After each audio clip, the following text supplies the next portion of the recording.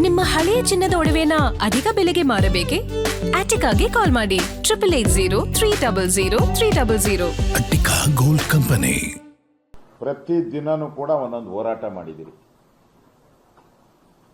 ಇಡೀ ನಾಗೇಂದ್ರ ವಿಚಾರಕ್ಕೆ ಸಂಬಂಧಪಟ್ಟಂತ ಕಪ್ಪು ಪಟ್ಟಿ ಕಟ್ಕೊಂಡು ಒಂದು ದಿನ ಪ್ರೊಟೆಸ್ಟ್ ಮಾಡಿದ್ರಿ. ಆಮೇಲೆ ಇಡೀ ವಿಧಾನಸೌಧವನ್ನ ಮೆರವಣಿಗೆ ಹಾಕೋ ಮುಖಾಂತರ ಒಂದು ಪ್ರತಿಭಟನೆಯನ್ನ ಮಾಡಿದಿರಿ. ಆಮೇಲೆ ಕಪ್ಪು ಟಿ ಶರ್ಟ್ ಹಾಕೊಂಡು ವಾಲ್ಮೀಕಿ ಸ್ಟ್ಯಾಚ್ಯೂಯಿಂದ ವಿಧಾನಸೌಧದವ್ರಿಗೆ ಬಂದು ವಿಧಾನಸೌಧ ಒಳಗಡೆ ಬಿಡದೇ ಇದ್ರೂ ಕೂಡ ಗಲಾಟೆ ಮಾಡಿ ನಮ್ಮ ಹಕ್ಕನ್ನ ಚಲಾಯಿಸಿ ಒಳಗಡೆ ನುಗ್ಗಿ ವಿಧಾನಸೌಧ ಒಳಗಡೆನೂ ಬಂದಿದ್ದೀರಿ. ಅದು ಒಂದು ಹೋರಾಟ ಮಾಡಿದಿರಿ. ಆಮೇಲೆ ವಿಧಾನಸೌಧ ಮುತ್ತಿಗೆ ಕಾರ್ಯಕ್ರಮ ಮಾಡೋ ಮುಖಾಂತರ ಪ್ರತಿದಿನ ಒಂದೊಂದು ವಿನೂತನವಾಗಿ ವಿಧಾನಸಭೆ ಒಳಗಡೆ ಹೋರಾಟವನ್ನು ಮಾಡಿದಿರಿ. ನಮ್ಮೆಲ್ಲ ಶಾಸಕರು ಒಟ್ಟಾಗಿ NDA JDS ಅನ್ನು ಸೇರಿಸಿ ನಾವೆಲ್ಲರೂ ಕೂಡ ಪ್ರತಿದಿನ ಒಂದು ನಾಗೇಂದ್ರ ರಾಜೀನಾಮೆ ಅಂತಾನೆ 1500 ಸರಿ ಕೂಗಿದ್ರು. ಪ್ರತಿದಿನನೂ 1500ಕ್ಕೂ ಹೆಚ್ಚು ಬಾರಿ ನಾಗೇಂದ್ರ ಕಳಂಕಿತ, ಕರಪ್ಟ್, ಲೂಟಿಕೋರ ಅಂತೇಳಿ ಪ್ರತಿದಿನನೂ ಕೂಗಿದಿರಿ. ಗಂಟ್ಲು ಹರ್ಕೊಳೋವರೆಗೂ ಕೂಗಿದಿರಿ. ಸರಿ, ನನಗನ್ಸ್ತತೆ ಇಷ್ಟೆಲ್ಲ ನಾಮಾರ್ಚನೆ ಮಾಡಿದ್ಮೇಲೆ ರಾಜೀನಾಮೆ ಹಾಗೇ ಆಗುತ್ತೆ ಅನ್ನೋ ವಿಶ್ವಾಸ ನನಗಿದೆ 100ಕ್ಕೆ 100%. ಇಷ್ಟೆಲ್ಲ ಹೋರಾಟ ಆದಮೇಲೆ, ಇಷ್ಟೆಲ್ಲ ಧರಣಿ ಹೋರಾಟ ಆದಮೇಲೆ ಪೂರ್ತಿ ಮಾಡಿದ್ದೀರಲ್ಲ ಅಧಿವೇಶನದಲ್ಲಿ ಹೇಳ್ತೀನಿ ಆಮೇಲೆ ನೀವು ಕೇಳಿ. ಏನಂತ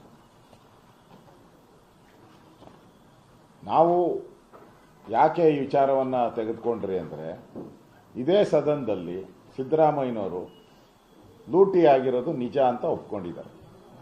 187 ಕೋಟಿ ಅಲ್ಲ, ಅದು ಬಿರಿ 87 ಕೋಟಿ ಬಿರಿ ಅಂತ ಹೇಳಿದ್ದಾರೆ.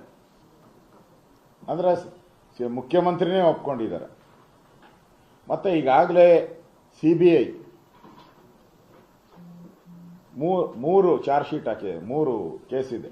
ED 1 ಕೇಸ್ ಇದೆ. ಟೋಟಲ್ ನಾಗೇಂದ್ರನ ಮೇಲೆ 35 ಕೇಸ್ ಇದೆ ಒಟ್ಟು. ಮತ್ತೆ ಈ ಪ್ರಾಸಿಕ್ಯೂಷನ್ಗೆ ಅನುಮತಿ ಕೋರಿ ಈಗಾಗಲೇ ಗವರ್ನರ್ಗೆ CBI ED ಎಲ್ಲಾನು ಕೂಡ ಅನುಮತಿಗೆ ಕೊಟ್ಟಿದ್ದಾರೆ.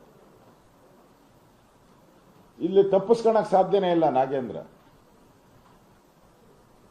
ನಾವು ಫೈಟ್ ಮಾಡ್ತಾ ಇರೋದು ರಾಜ್ಯದ ಪರಿಶಿಷ್ಟರಿಗೆ ಅನ್ಯಾಯ ಮಾಡಿದ್ದೀರಾ.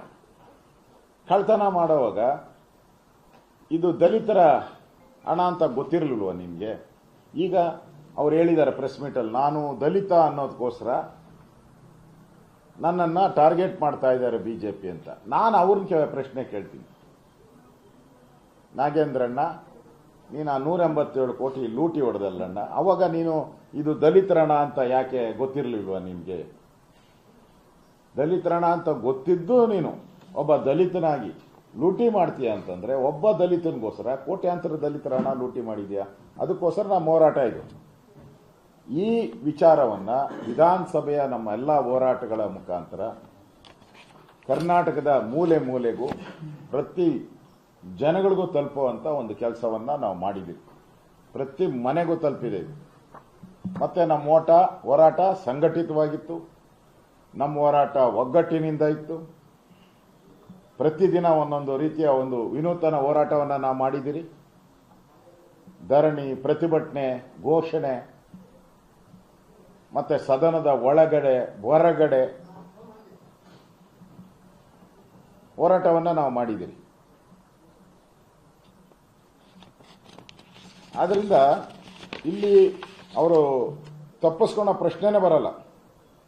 ಅವ್ರಿಗೆ ಈ ಮುಜುಗರದಿಂದ ಆಚೆ ಬರಬೇಕಾದ್ರೆ ರಾಜೀನಾಮೆ ಬಿಟ್ಟು ಬೇರೆ ಇಲ್ಲ ಸರ್ಕಾರಕ್ಕೆ. There is no alternative.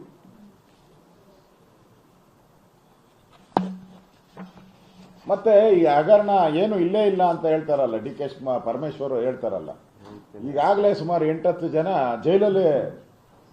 ಜೈಲಲ್ಲಿದ್ದಾರೆ. ಹಗರಣನೇ ನಡೆದಿಲ್ಲ ಅಂದ್ರೆ ಅವರೆಲ್ಲ ಯಾಕೆ ಜೈಲಲ್ಲಿ ಅವರೇ?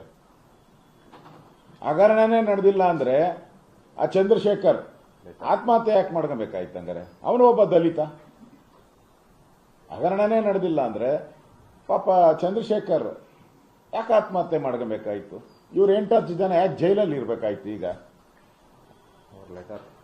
ನಾನು ಡಿ ಕೆ ಶಿವಕುಮಾರ್ ಕೇಳ್ತೀನಿ, ಸಿದ್ದರಾಮಯ್ಯ ತೆಗೆದಾಕಿದ್ರಲ್ಲಪ್ಪ, ಅವ್ರನ್ನ ಮತ್ತೆ ಕ್ಯಾಬಿನೆಟ್ ಅಲ್ಲಿ ಸೇರ್ಸ್ಕೊಳಕ್ಕೆ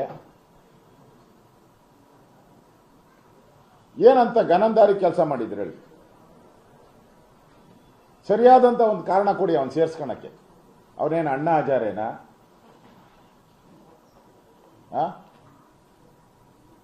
ಏನ ದೊಡ್ಡ ವ್ಯಕ್ತಿಗಳು ಅವ್ರೇನ?